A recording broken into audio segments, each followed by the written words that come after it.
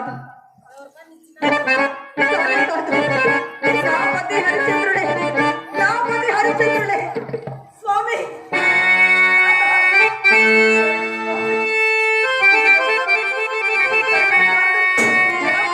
చూడండి స్వామి, నీకు అప్పుడే నూరేళ్ళు అయ్యా, నీకు అప్పుడే నూరేళ్ళు చెల్లినవా దేవి? ఎట్లయినా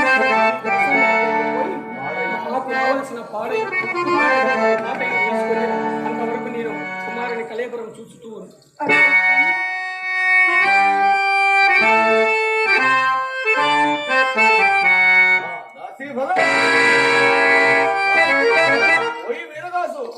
అయ్యా.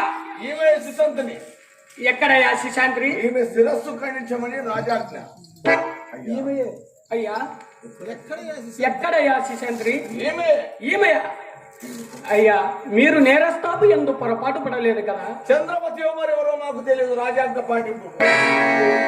నీవు శిశాంత్రి కాదు స్వామి, అట్లా మీ చేత అనుకుని పోవచ్చు. దారిలో ఒక కలేవరం నా కాలకు తగిలింది స్వామి. ఇంతలో నేను మతి చెలిసిన దానిని ఆ కలేవరం మనలో ఉంటుందేమో అని చూస్తుండగా దొంగ చిక్కి నడుచు యమకిక్కరువలే రాజుడు చోటుకు వచ్చి ఓ నగల మూట నావుడిన పడవేసి ఓసి పాపాత్మరాల ఈ రాజుడు ఏ చంపితే అని నన్ను నిర్ణయించు రాజస్థానానికి గొలుకొని పోవా. ఓ రాజు ఎంతకు విన్న వింపక నా తల నరకమని ఆజ్ఞాపించను స్వామి. మీ పాదములాన ఏ పాపము ఎరగను స్వామి. ధర్మమునకు నేటికెంతటి కాని కాలము సంభవించినది. తన చిత్తంపు నెప్పింపవలనని సేవకులు ఎవరిపైనను నేరమారోపించిన తోడనే ఇది న్యాయము ఇది అన్యాయమని నిర్ణయింపకుండగా నిరపరాధులను సాపరాధులు చేసి శిక్షించుచుండిన ఇలాంటి రాజులు ఉండిననేమి మండిననేమి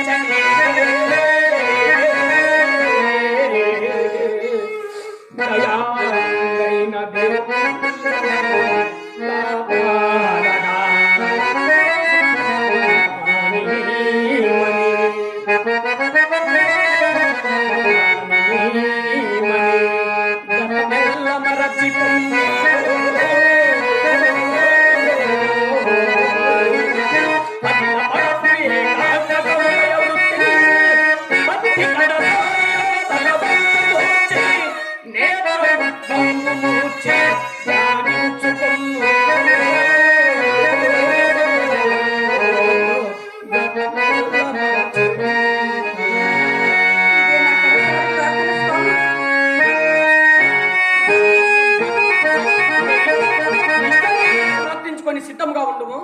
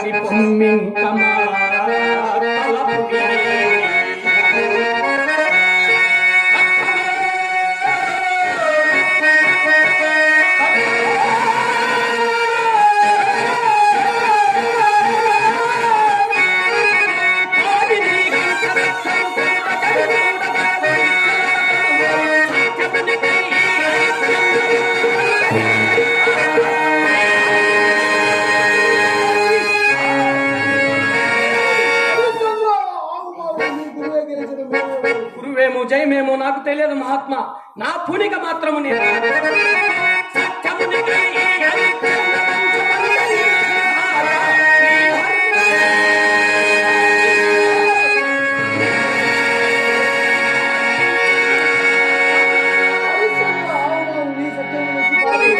మీ శబ్దమునకు మెచ్చి పార్వతీ పరమేశ్వరుడు ప్రత్యక్షమన్నారు.